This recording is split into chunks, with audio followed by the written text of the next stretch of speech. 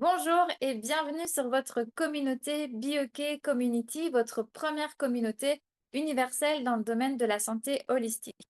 Alors aujourd'hui, j'ai à cœur de vous présenter un tout nouveau praticien de notre plateforme, c'est Ariel Simoni. Il est psychologue et il décide aujourd'hui de venir se présenter à vous, se présenter sur son parcours, qui il est, pourquoi est-ce qu'il a décidé de devenir psychologue et qu'est-ce qu'il fait aujourd'hui, quels sont ses accompagnements. Vous allez voir des accompagnements holistiques qui viennent toucher, les causes identitaires, les causes relationnelles, mais aussi les causes, professionnelles. C'est vraiment un thérapeute qui vient, de manière holistique, toucher, approfondir chaque, domaine de nos vies. En tout cas, cette interview, ce moment avec Ariel a été très enrichissant et j'espère, qu'il le sera tout autant pour vous. Je vous laisse tout de suite avec la vidéo et on se retrouve à la fin, comme à notre habitude, pour conclure ensemble. Bonjour Ariel et bienvenue sur la chaîne de BioK Community. Je suis ravie de te retrouver aujourd'hui pour une interview. Alors, tu es un praticien tout nouveau sur notre plateforme, tu viens d'arriver et tu es déjà plongé dans le bain d'une interview avec nous. Merci d'avoir accepté. Moi, c'est vraiment un plaisir de pouvoir te recevoir sur la chaîne de BioK et ben, d'apprendre à plus te connaître et aussi à te faire connaître à notre communauté BioK. Sans plus tarder, on va rentrer dans le vif du sujet et je te propose ben, de te présenter en quelques mots qui tu es et peut-être pourquoi déjà avoir choisi Bioké en quelques mots. Alors, merci beaucoup à toi, Océane, de m'accueillir aujourd'hui. Je suis vraiment honoré parce qu'au final, voilà, pour moi, Bioké, c'est une plateforme qui permet de faire retrouver des personnes qui se connectent pour trouver un sens qui soit commun et qui nous amène à fonctionner de manière holistique. Et c'est ça qui, à mon sens, est important, d'avoir une vue qui soit multidimensionnelle. Donc moi, de base, donc je suis psychologue de formation et de profession. Alors, est-ce qu'on parle de mon parcours de vie, de mon parcours d'âme, de mon parcours professionnel voilà, comment est-ce que je peux répondre en fait Alors à ici, cette ben, comme question? tu le sais, on est sur Bioké et donc on adore cette dimension holistique de l'âme, mais c'est vrai que le parcours de vie peut être très inspirant aussi pour les personnes qui nous regardent. Donc je te proposerai un peu des deux, quelques mots sur comment est-ce que tu es arrivé à être psychologue, peut-être et à faire ce métier en quelques mots, bref.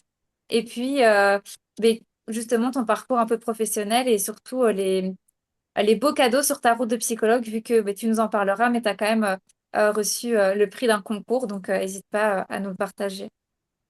Alors voilà, bon, moi déjà j'ai grandi dans plusieurs pays, donc j'ai vécu au Maroc et puis en France, donc j'ai fait mes études de psychologie où je suis devenu psychologue et que j'ai reçu effectivement le prix du meilleur psychologue. Mais pour vous raconter, pour te raconter cette histoire et raconter à nos auditeurs, c'est que moi de base, bon voilà, j'étais dans une configuration de vie assez difficile. J'ai eu un parcours de vie qui n'a pas été simple, beaucoup de problèmes familiaux et euh, et bon, je me suis senti à un moment dans ma vie très perdu, euh, à savoir me demander même qu'est-ce que je fais là, pourquoi je suis dans cette vie.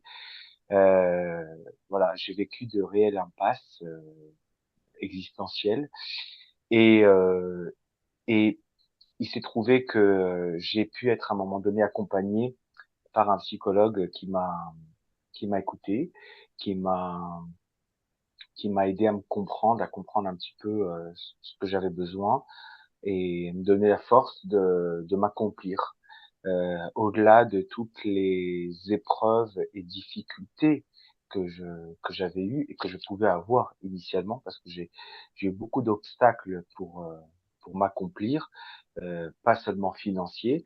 Et ça a été un parcours difficile que j'avouerai au départ ne jamais pouvoir accomplir. Je ne pouvais pas m'imaginer me retrouver là où je suis aujourd'hui parce que voilà, j'étais presque sous un pont et ça a été très très difficile pour moi, mais au final, euh, contre toute attente, j'ai réussi à transformer ça comme la plus grande expérience, la plus riche des expériences de vie, qui m'a amené à vouloir comprendre qui on était, qu'est-ce qu'on voulait, et que cet accompagnement que j'avais eu m'avait poussé à vouloir aider les autres, parce que moi j'avais été aidé à pouvoir sortir de l'impasse, parce que voilà, faut savoir que même au niveau de mon cursus d'études, j'ai fait ça assez tardivement.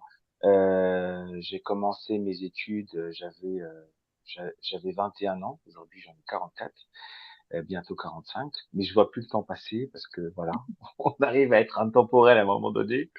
Mais disons que voilà, j'avais même ce complexe de commencer mes études assez tard.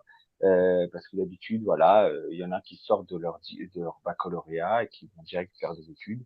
Moi, j'ai pas pu avoir cette possibilité, ni les moyens, ni plein d'obstacles.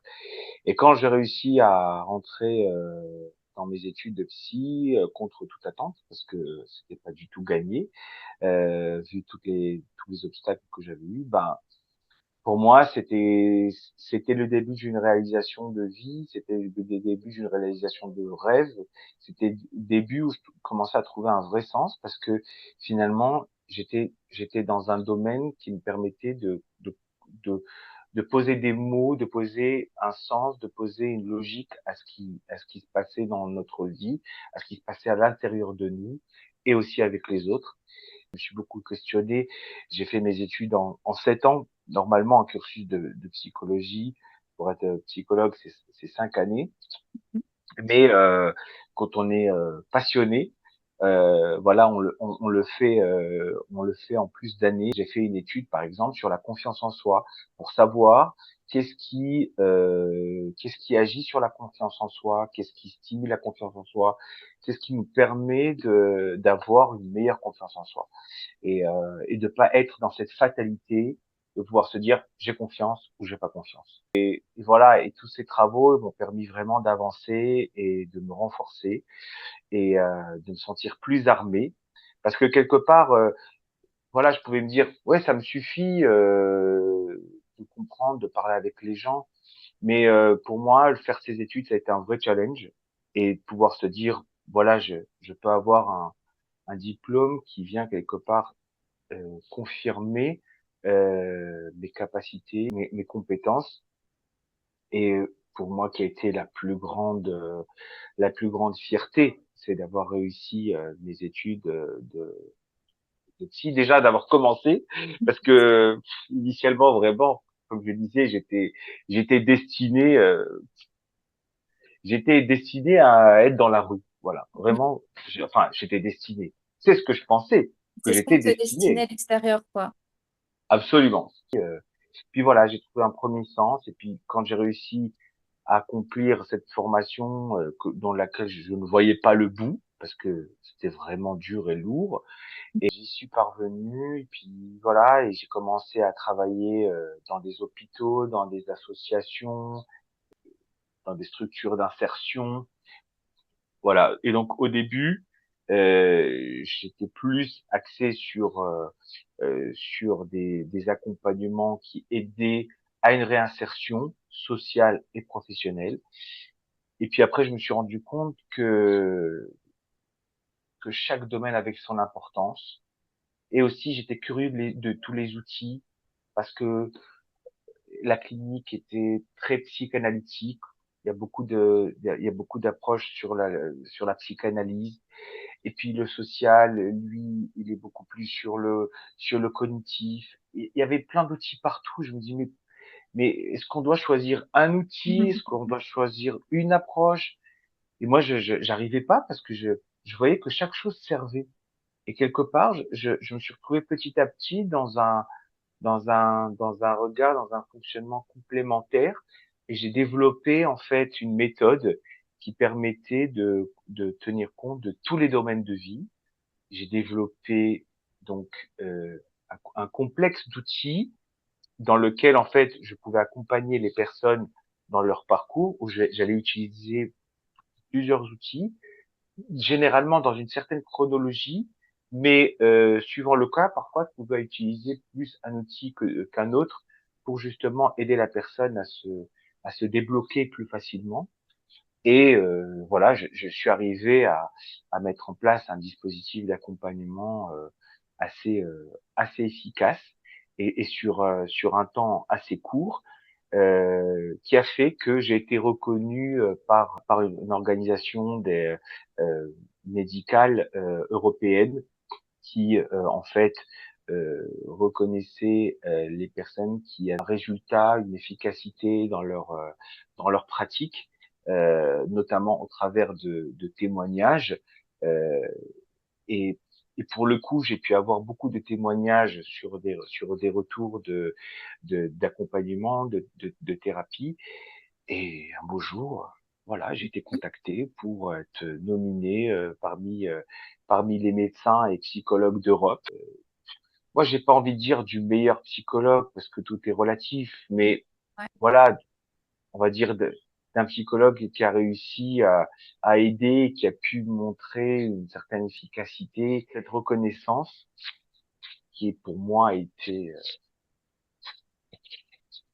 Un cadeau? en plus qu'un cadeau, c'était un rêve, c'était en fait, moi, je m'étais déjà accompli au travers de ce que j'avais réussi à faire pour les autres. Et avoir une reconnaissance comme ça me fait, ça me flattait quelque part. Mais je me suis dit, ok, on continue. Enfin, le plus important, c'est que je puisse aider les gens. Et si ça peut aider les gens à me retrouver et avoir l'envie d'être accompagné pour pouvoir être aidé rapidement, efficacement, on y va.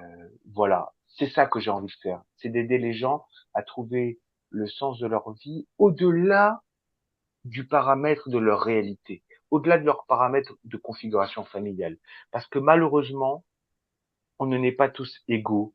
On est dans des configurations familiales qui peuvent être très problématiques, très défaillantes, très déséquilibrantes, et qui peuvent nous amener à mal nous utiliser, mal comprendre le sens de notre vie, le sens de notre âme. Et parfois, on a besoin de vivre plusieurs expériences pour comprendre et y arriver. Et quand on arrive à trouver quelqu'un qui va nous amener à trouver ce sens, qui va nous amener à nous diriger et que ça va nous faire écho, se dire, oui, en fait, c'est par là que je dois aller. C'est là ma direction. Parce que on va avoir plein de signaux de partout, plein de choses qui viennent nous dire, eh non, tourne à gauche, non, tourne à droite, non, va ici, C'est non, ça. va là. Mhm. Et que là, finalement, on arrive à trouver un écho à ce qui se passe à l'intérieur de nous. Ça trompe pas. On le sent. Ça, Ça résonne, hein. ça résonne tout simplement.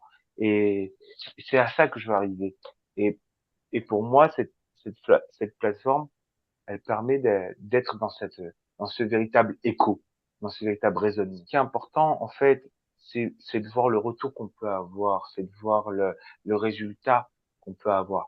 Et moi, ce que j'aime bien chez OK, c'est que aussi d'avoir le retour des personnes qui consultent, ça permet aussi de pouvoir guider vers le bon choix, vers les bons chemins. Parce qu'aujourd'hui, en fait, on peut être n'importe quel spécialiste, n'importe quel professionnel. Plus important, ça fait partie des choses qui sont des plus importantes. C'est d'avoir un bon retour, c'est d'avoir un résultat. Moi, quand j'accompagne des personnes, j'ai besoin d'un résultat. J'ai besoin que l'accompagnement se fasse efficacement et rapide. J'aime pas que ça traîne. Je n'aime Oui, pas que ça thérapie traîne. brève, quoi. Des thérapies brèves, absolument, Mhm. absolument. J'ai envie de revenir et de diriger un petit peu l'interview sur justement bah, le prix que tu as eu, c'est le meilleur psychologue d'Europe, mais surtout en ligne. Et c'est sur Oui, ça que j'ai envie de revenir, c'est que du coup, tu as été l'un des premiers, on en discutait ensemble la dernière fois, un des premiers à mettre en avant des nouvelles techniques. Donc tout ce qui était visioconférence, des entretiens même téléphoniques par mail. Je vois que c'est vraiment quelque chose que tu as été, peut-être, je vais dire le père fondateur, mais c'est peut-être pas le bon terme, mais on se comprendra. Euh, oui. Comment est-ce que tu as réussi justement à passer d'une thérapie où on a vraiment ce cliché, on va dire, du psychologue, où on est assis dans le fauteuil, on doit aller dans son cabinet, etc., à finalement quelque chose de accessible et disponible à tous partout dans le monde? Si tu peux nous expliquer un petit peu. En fait, c'est toute une mouvance. Il y a une mouvance déjà au niveau de la technologie, c'est-à-dire que de plus en plus des outils de communication se sont développés. À l'époque, voilà, le téléphone, c'était payant, on était à la minute. Les communications n'étaient pas aussi développées qu'elles sont devenues. Donc ça déjà, ça s'est ouvert. Et puis jusqu'à la visio où aujourd'hui on a des outils comme BioK qui peut offrir une plateforme en visio. On a des outils qui sont remarquables, qui permettent d'avoir un visuel, tout comme si on était en cabinet.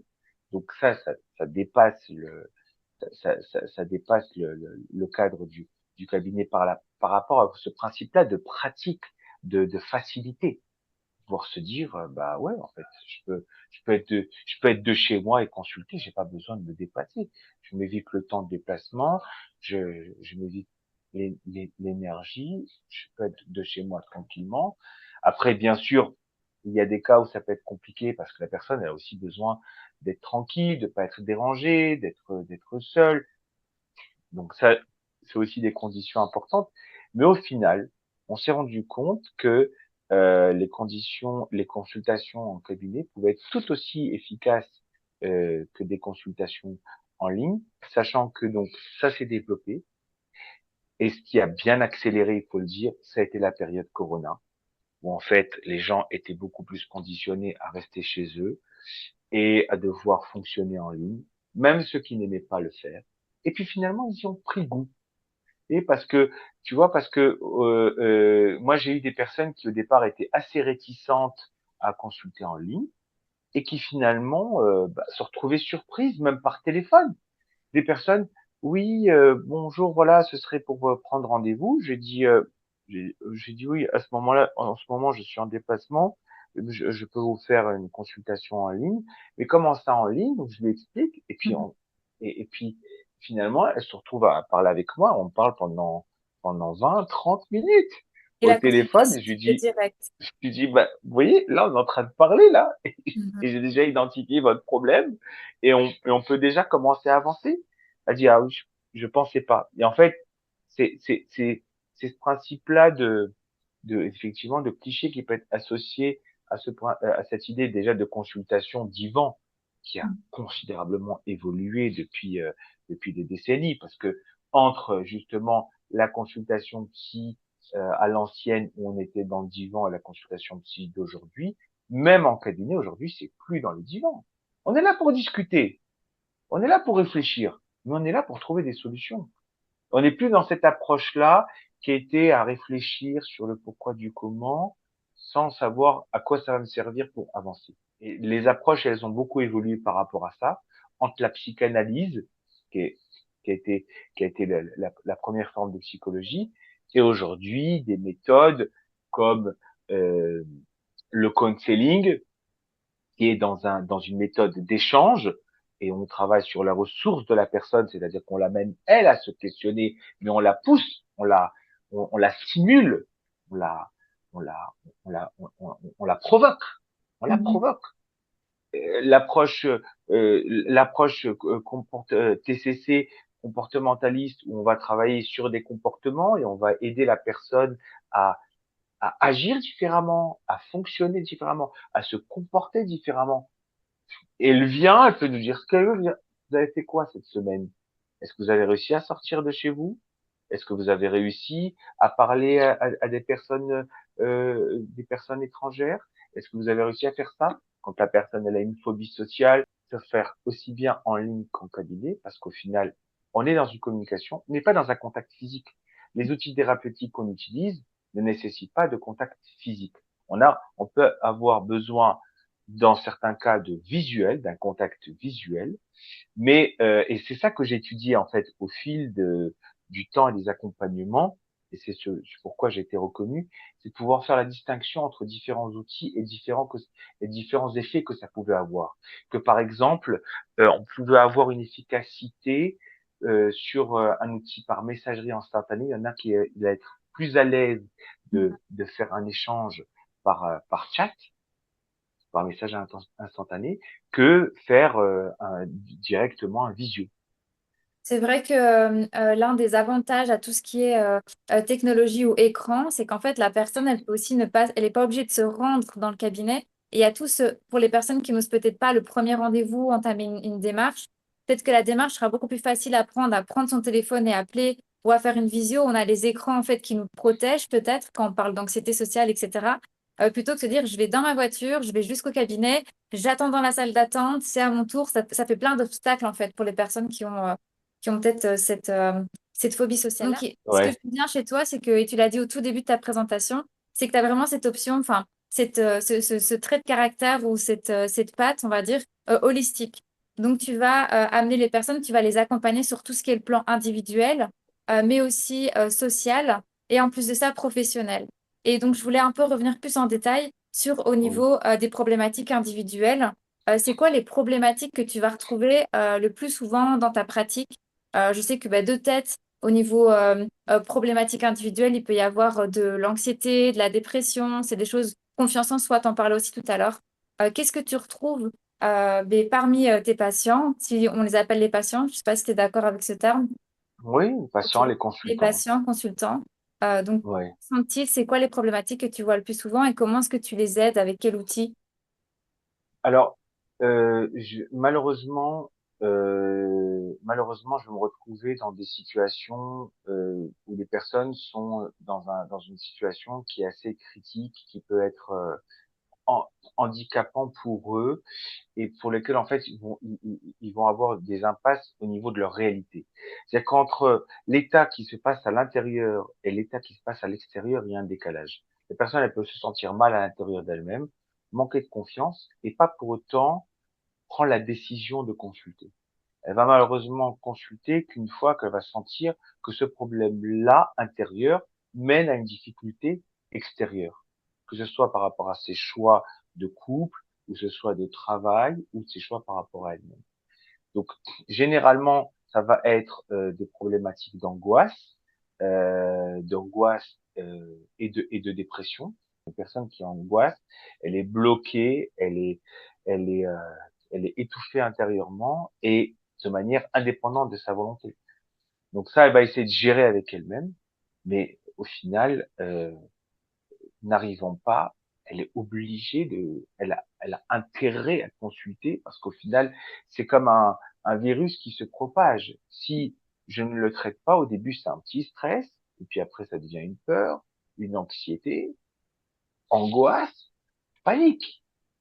Là, si je suis dans la panique, j'ai l'impression de mourir, là, il faut que quelqu'un m'aide. Et c'est quelqu'un qui vient me sauver, qui me dit, allô, faut que tu ailles consulter, là, ça va pas. Mhm. Et que la personne prenne conscience, c'est pas évident. C'est-à-dire, mis à part ceux qui sont dans un cheminement de quête de soi, de développement personnel, de quelque chose qui est plus tourné vers le positif, et j'en ai. Les personnes qui sont dans la plus grande impasse et qui ont été déjà consultées plusieurs professionnels et qui ne sont pas arrivés à avoir des résultats, aussi bien des médecins avec des traitements médicamenteux que d'autres professionnels et qui ne savent plus quoi faire, viennent à moi. Ariel, le dernier recours. Ouais, absolument. C'est le dernier recours, c'est le dernier secours, c'est la thérapie de la dernière chance. Mhm. Et on me le dit, on me dit, bah écoutez, vous êtes ma dernière chance. Bon, au début, ça mettait un peu la pression, mais après, j'ai compris que c'était ma mission, en fait. J'ai compris que c'était de pouvoir aider ces personnes-là qui sont pas dans un mal-être qui reste encore confortable. Ils sont dans un mal-être, en fait, si on les aide pas, voilà quoi, ils Il n'y a risquent d'y plus de passer. raison de vivre, etc. Voilà, Vraiment extrême, ouais. voilà. Vraiment des états de gros handicaps. Une situation où en fait ils ont pris des traitements et ça marche pas. 10 années, j'ai une patiente qui avait fait 10 années de traitement d'antidépresseurs et qui allait voir tous les mois son psychiatre et qui était complètement désespérée. Elle avait son mari d'abord qui était venu me consulter pour me dire bon, écoutez, moi je viens vous consulter parce que en fait j'ai ma femme qui trouve que je ne communique pas assez avec elle et que je me dis que je pourrais l'aider. Alors je lui dis mais vous consultez pour vous ou pour elle? Il dit pas plus pour elle, mais ça va être aussi pour moi. Bon, on a travaillé aussi par rapport à lui en lui disant, bon, ce serait intéressant que vous le fassiez pour vous-même, mais après, par rapport à elle, on va voir comment est-ce qu'on peut l'aider, comment est-ce que vous pouvez l'aider. Mais après, j'ai compris qu'une fois qu'on a traité le problème avec lui, que lui, bon, il est devenu un peu plus expressif parce qu'à la base, il était très timide. Mais elle a toujours connu timide. Mais en fait, elle, ce qu'elle avait besoin, c'est d'être aidée, c'est d'être accompagnée au niveau thérapeutique. Mais comme elle n'avait pas trouvé une personne adaptée, donc elle avait fait tout peser sur son mari et elle allait s'en séparer. Ils étaient au bord du divorce parce qu'au final, elle s'est sentie incomprise. Et quand je lui ai dit, vous pouvez demander à votre femme de me contacter. Il dit oui, mais elle est déjà suivie. Je lui dis, demandez juste lui de me contacter, que je parle avec elle, que je puisse avoir un premier échange. Et donc, j'ai fait ce premier échange. Et cette personne-là, donc, elle me dit, voilà, je suis suivie, ça fait 10 ans, ça marche pas, je suis pas bien, je suis désespéré, et mon mari ci, et mon mari ça. Et donc, quand on a travaillé là-dessus, et qu'au bout de 5 mois, 5 mois, 5 mois. Et encore, quand on dit 5 mois, c'est qu'au bout de 3 mois, elle était sortie du traitement antidépresseur Waouh, et on l'a suivie à distance sur une fréquence parce que au début, il y a des séances qui se font hebdomadaires et après, on espace plus au fur et à mesure. Et après, quand j'ai commencé à espacer au bout de 3 mois, j'ai fait toutes les 2 semaines et ensuite, j'en ai fait une un mois plus tard. Et qu'en fait, elle me dit, mais je suis très bien, je me sens bien. En fait, c'est génial. elle me dit, mais je sais pas, c'est un miracle. Je dis, mais c'est, c'est pas un miracle. Je dis, c'est vous, c'est nous. On a travaillé Mhm. ensemble pour que vous réussissiez à mieux vous sentir, à faire ce qu'il y avait besoin pour que vous vous sentiez mieux. Il y avait un mal-être et on était en train de vous conditionner à l'oublier, à l'anesthésier, à le mettre de côté, alors qu'il y avait besoin de le traiter. Il y avait des choses qui allaient pas et qu'elle n'avait pas réglées. Elle était malheureuse à l'intérieur. C'est Et même alors là, voilà, antidépresseur. Là, quand elle a compris, quand elle travaille là-dessus. J'aime bien l'expression de mettre le couvercle sur la casserole d'eau chaude qui bout, en fait. Donc, on ne veut pas voir le problème ou la racine, et donc on va mettre le couvercle, mais à un moment donné, l'eau, elle continue à bouillir, et puis le couvercle, il va exploser. Et c'est un peu ce que tu disais avec le côté où le corps, à un moment donné, va s'arrêter d'être en mouvement. On va avoir des problèmes aussi physiques, et c'est là qu'on va se dire, OK, là, il y a une alerte, et on va souvent consulter. Et parfois, c'est clair que c'est un peu tard parce qu'il y a déjà, en fait, l'eau qui a bouilli depuis longtemps. Mais juste concrètement, pour Absolument. revenir un peu les outils que tu as utilisés, c'était Oui. quel outil, par exemple, avec le témoignage que tu m'as apporté? Donc, il y a la psychologie classique, mais je pense que tu fais aussi de l'hypnose, EMDR, il y a plusieurs... Alors, il y a plusieurs outils, mais que je ne vais pas utiliser systématiquement. Là, pour le coup, j'ai utilisé de la psychanalyse, j'ai utilisé ce qu'on appelle de la méthode counseling. J'ai utilisé de la technique cognitivo-comportementale. J'ai utilisé de l'approche systémique qui sont en fait des approches de plus en plus directives. C'est qu'au départ, on est sur une écoute et analyse, et puis après, déjà, donc, on prend le fond du problème, et puis par la suite, on met en place des actions qui vont aider la personne à se sentir mieux par rapport à elle-même et par rapport à son environnement. C'est là où l'importance aussi de l'approche systémique et d'une approche globale. Et c'est là où finalement ça l'a aidé à se débloquer, développer. Donc c'était un petit peu la démarche essentielle que j'utilisais jusqu'à avoir des résultats concrets. Parce que même quand la personne me dit oui, je vais bien, je suis heureuse, je dis Qu'est-ce que vous avez changé dans c'est-à-dire, votre quotidien, etc. qu'est-ce que vous avez changé? Qu'est-ce qui s'est passé? Qu'est-ce que vous faites aujourd'hui? Comment se vit votre quotidien? Parce que il y a le travail sur le ressenti et le travail sur les comportements. Qu'est-ce que vous faites aujourd'hui pour continuer à vous sentir bien? Parce que je peux me sentir bien sur le moment, mais qu'est-ce qui va me garantir que je me sente bien dans la durée? Et ça, on fait en sorte à ce que la personne, elle puisse arriver à se saisir d'un, d'un fonctionnement qui l'amène à prendre soin d'elle, C'est ça, les à bases, en prendre fait, les soin d'elle. fondations de qui elle est pour que du coup, elle ait plus cette peur que le château de cartes tombe. En fait, c'est vraiment refaire toutes les bases de son quotidien et de son monde intérieur. Je sais pas si c'est le bon terme. Absolument. C'est se connecter à elle-même. C'est ça. C'est se connecter à son âme. Moi, j'ai envie de dire qu'on doit on a tous Mhm. intérêt, toutes les gens qui se cherchent, qui se perdent, ils ont, on doit tous faire une quête pour nous connecter à notre âme. Notre âme, c'est quelque chose qui est au-delà de ce qu'on a, de ce qu'on vit, au-delà de ce qui se passe autour de nous. C'est une énergie qui traverse le temps. Et celle-là, on a besoin de la comprendre pour voir comment est-ce qu'on avance dans notre vie. Et, et c'est ce qui a fait que ma démarche a beaucoup évolué parce qu'au départ, j'étais très terre à terre.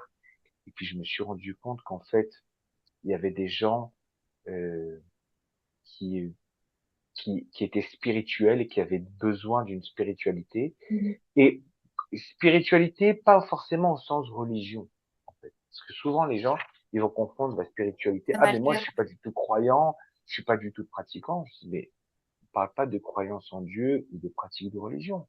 On parle de connexion à soi et à l'univers. On parle de connexion à ce qui nous rattache, à ce qui nous dépasse, à ce qui est au-dessus de nous. C'est ça.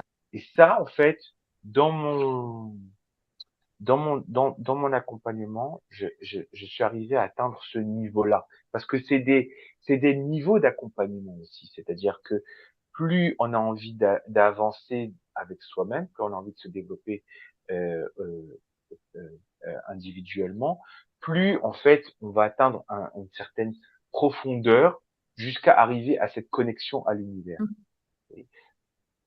Je vais pas citer tous les niveaux, mais juste pour donner un exemple, le niveau le plus bas, ça va être le niveau physique. Comment j'apprends à me connecter à mon corps.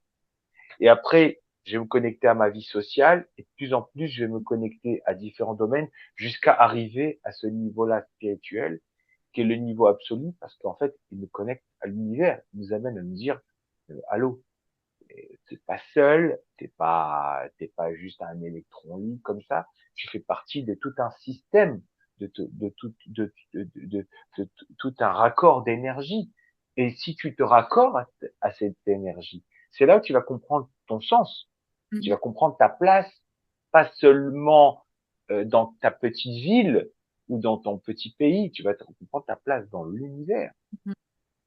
Ça, c'est un vrai voyage. Mais en fait, ce que tu expliques, c'est la pyramide de Maslow, peut-être pour ceux qui la connaissent pas. Et c'est vrai que juste pour résumer un petit peu ce que tu disais, ben en fait, ça paraît tout à fait logique que si t'as pas tes besoins de sécurité de base, bah du coup, tu peux pas te projeter dans quelque chose de spirituel et de immatériel parce que tu es dans le matériel parce que c'est ce que tu as besoin sur le moment. Et ce qui est chouette avec ton accompagnement et ce que tu expliques, c'est que tu vas vraiment nous accompagner jusqu'à toutes ces étapes de la pyramide pour finalement avoir ce... Alors ça dépend vraiment des croyances de chacun, ce Graal peut-être de pouvoir être connecté à quelque chose de plus. Donc ça, j'aimais vraiment bien beaucoup Absolument. ce que tu disais. Et je voulais juste revenir sur la pyramide de Maslow si jamais des personnes Oui, voulaient aller faire des recherches parce que c'est vraiment la base. Et une fois qu'on a ces petits déclics, ça peut nous aider à aller plus loin. Donc, du coup, on l'a vu ensemble, il y avait différentes. Enfin, tu as abordé différentes parties. Là, la dernière, c'était vraiment sur tout ce qui était l'accompagnement individuel, dépression, anxiété, etc., ce qui nous touche vraiment dans notre identité. Mais il y a aussi, ben, à travers notre vie au quotidien, on rencontre des personnes. Et donc, ça peut aussi nous poser dans des problématiques plutôt relationnelles. Et tu vas également accompagner les personnes dans ce chemin-là pour tout ce qui est la gestion crise de couple, problème de couple ou alors familial. Est-ce que tu peux nous en dire plus à ce sujet-là? oui. Alors en fait, sur les questions relationnelles, alors en fait, j'ai envie de dire que mon accompagnement, il s'est vraiment développé au fur et à mesure du temps et d'expérience. C'est-à-dire que j'ai eu des personnes qui venaient individuellement dans une problématique sentimentale, de se dire voilà, je sais pas quoi faire dans mon couple, euh, je- j'ai été trompé, ou il m'a menti, ou il me manque de respect, j'ai l'impression d'être invisible. Donc, on a travaillé sur cette problématique-là au départ au niveau individuel. Puis on s'est rendu compte que ça ne pouvait pas suffire de travailler seulement sur le niveau individuel parce que la personne, elle pouvait, entre guillemets, s'améliorer autant que possible, qu'elle n'était pas toute seule et que le couple, ça se fait à deux. Et que si la personne de l'autre côté, elle n'est pas prête à avancer, à se questionner et à se mobiliser dans la relation, eh ben, et ben à ce moment-là, bah, c'est euh, l'expression pisse dans un violon, c'est voilà, c'est dire ça sert à rien. Je vais me battre toute seule. Si je suis en train de ramer dans un bateau, je suis la seule à ramer, je tourne en rond. Ça dépend de notre environnement autour de nous. Oui, absolument. Je suis pas seul et je suis connecté à mon environnement. Et quand je suis dans mon couple, j'ai une problématique sentimentale, émotionnelle, j'ai besoin de travailler ça avec la personne avec laquelle je suis. Donc il y a des fois où je peux considérer que la problématique, elle est individuelle, elle est propre à moi. Donc, ok, je suis nerveux, je suis, je manque de confiance en moi, donc je doute trop, je suis trop jalouse, je suis possessive, je suis parano. Je peux développer tout un ensemble de traits de pensée et de comportements qui peuvent être propres à moi, mais qui peuvent parfois être nourris par l'autre, ou entretenus par l'autre, ou intensifiés par l'autre. Mhm. Donc j'ai besoin aussi de travailler sur la relation avec l'autre. Et donc dans ce processus-là, donc on a été amené en fait à, à solliciter le partenaire de vie pour déjà dans un premier temps avoir un regard extérieur, un regard du partenaire sur soi. Parce que moi je viens, la façon dont je dis les choses n'est pas la même chose de la façon dont mon partenaire de vie va dire les choses. Et donc avoir cet avis extérieur, ça permet de bien comprendre. Il peut se passer que il y a certains partenaires qui ne veulent pas consulter, qui pensent qu'ils n'ont pas de problème, que tout va bien chez eux, que c'est l'autre le problème, qui renvoient tout le problème sur l'autre. Alors, du coup, parfois on est bloqué. Donc, ce qui peut se passer parfois, c'est qu'on peut amener l'autre donc à être sollicité pour donner un point de vue sur la personne, de dire voilà, j'ai besoin que tu consultes euh, que tu consultes mon, mon thérapeute pour me donner ton avis sur mon fonctionnement, sur la façon dont je fonctionne avec moi. On peut être amené en fait à, à échanger avec l'autre et à aider lui à s'exprimer par rapport à son point de vue, à son fonctionnement et se dire ah bah tiens, ça m'intéresse en fait ce que vous êtes en train de dire. Du coup, oui, bon, c'est vrai, je reconnais. Je reconnais que j'ai cette tendance-là à, à m'énerver très rapidement. Je reconnais que j'ai perdu confiance en elle. Je reconnais ci, je reconnais ça. Et en Ok, tout donc cas, d'abord il- enfin, tu vois par exemple la femme et l'homme, ou enfin peu importe, tu les vois séparés et puis après ensemble. voilà. Ok. C'est une porte d'entrée. Des fois, ils arrivent en couple directement, d'accord? Mais au début, en tout cas, c'est que j'ai eu cette problématique-là sentimentale qui m'ont amené vers le couple et qui ont fait que, du coup, j'ai travaillé avec les deux partenaires séparément et ensuite, je les ai amenés ensemble. La Et là, du coup, confrontation. confrontation, mais réparée dans leur tête.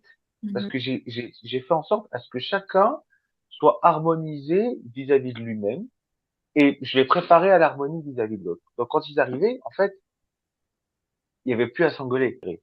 Déjà, il faut qu'ils acceptent de pouvoir se retrouver tous les deux à, à, à soumettre leur situation. Et donc il faut prier pour qu'ils ne soient pas dans un état tellement critique, parce que des fois ils attendent tellement longtemps avant de consulter qu'en fait ils sont même plus capables de s'écouter, de se parler. C'est-à-dire qu'il y en a un qui parle, mais qu'est-ce que tu racontes n'importe quoi. Et c'est du rentre dedans, et je dis, je suis pas là pour être juge ou partie de votre situation. Je suis là pour vous aider à mieux communiquer ensemble, ni pour dire qui c'est qui a raison, ni pour dire qui c'est qui a tort.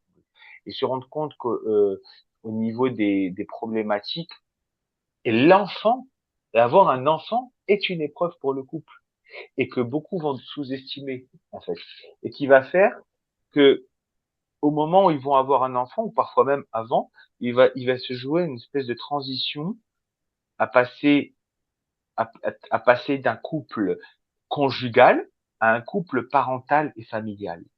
Et ça, et ça en fait, ce qui se passe, c'est que parfois, même souvent, ça va se faire au détriment. C'est-à-dire que le couple parental va se faire au détriment du couple conjugal. En fait, je reçois souvent des couples, en fait, qui ne sont plus un couple, qui ont arrêté d'être un couple, un vrai couple. d'être ensemble, de passer du temps ensemble, de sortir, de se complimenter, de se caresser, d'avoir des rapports. C'est avoir un temps pour chaque chose, c'est ça. un temps pour son couple.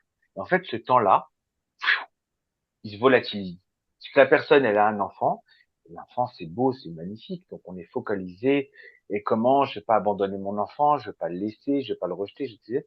Et finalement, en fait, malheureusement, voilà, il y a ce qu'on appelle le baby clash. Il y a des situations qui font que, en fait, le couple parental se fait au détriment du couple conjugal. Et, et voilà. Du coup, le couple se perd. Alors, il y a cette config-là, il y a le config où on disait aussi, parfois, au bout d'un certain temps, le couple ne s'entretient pas. Il se perd, en fait. Ça devient acquis. Chacun, il est pris dans ses occupations, et puis, un jour, ben, je crois que je t'aime plus. Ah oui, mais je t'aime plus, mais en même temps, enfin, qu'est-ce que je fais pour entretenir cet amour? Qu'est-ce que je fais Mhm. pour nourrir cet amour? Et puis, voilà, ce qui fait aussi que beaucoup de couples aussi se retrouvent en rupture, à divorcer, à penser que l'herbe est plus verte ailleurs, et de refaire et de renouveler à chaque fois l'expérience. Tous les 5, 10 ans, je renouvelle un couple. On peut divorcer facilement. Bah, ouais, ça va pas, on divorce. Ça va pas, on divorce. Du coup, ça devient trop facile. Et, et voilà, et les couples qui viennent me consulter, c'est des situations, là encore, voilà quoi, ils sont à la limite du divorce. Ils sont au Mhm. bord du divorce. Bon, c'est généralement des couples mariés, mais ça peut être aussi des couples qui veulent se marier, qui se disent mais est-ce qu'on va y arriver ou pas? Mhm. Et ça, je préfère à la limite d'avoir des couples qui viennent avant de se marier, avant de s'engager, pour avoir un peu un guide, parce que moi, ce que je leur apporte aussi, c'est tout un, c'est tout, c'est tout un guide de connaissances et d'expérience des couples pour bien percevoir qu'ils ne sont pas les seuls à vivre certaines expériences, Mhm. pas les seuls à vivre certaines situations, que c'est propre à une problématique de couple générale. Et ça, du coup, quand ils arrivent à se repérer, se dire, ah oui, l'homme, il fonctionne comme ça, c'est vrai. Ah, la femme, elle fonctionne plutôt comme ça, c'est vrai. Ah, c'est vrai que quand on est en couple, au bout de temps, ça se passe comme ça, c'est vrai. Et à se retrouver comme ça, se repérer, et se dire, ah oui, c'est vrai, en fait, les problèmes, moi, que j'ai, en fait, il y en a beaucoup qui les ont. Et Mhm. ça peut se régler. Ah ouais, d'accord.